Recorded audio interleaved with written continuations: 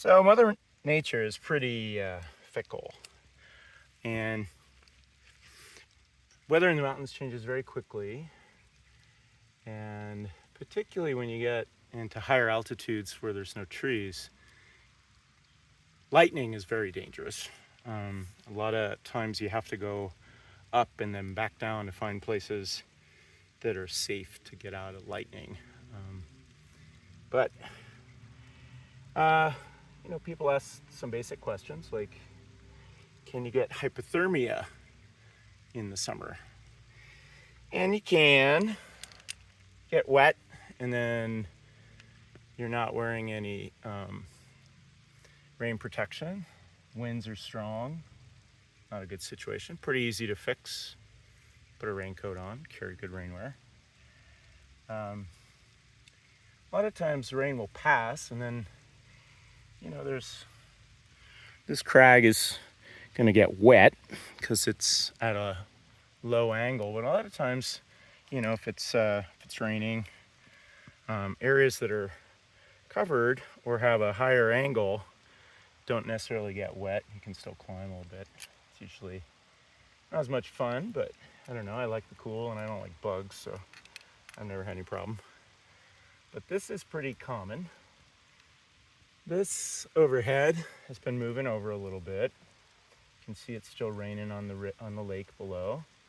But at some point, the lip of this system that's moving over to the northeast is going to clear, and then it's likely that the rain will stop. And if it's not too wet, or if where you're climbing isn't too wet, it's possible to climb.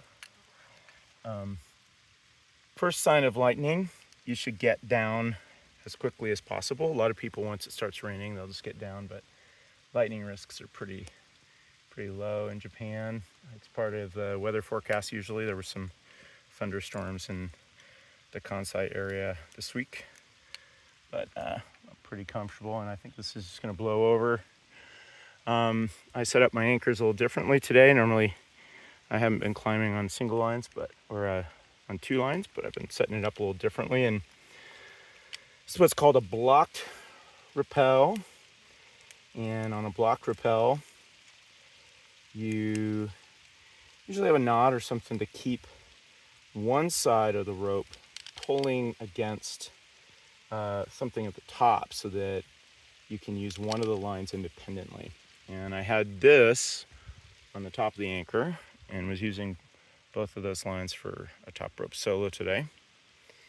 And changed my setup and have been tuning things a little bit.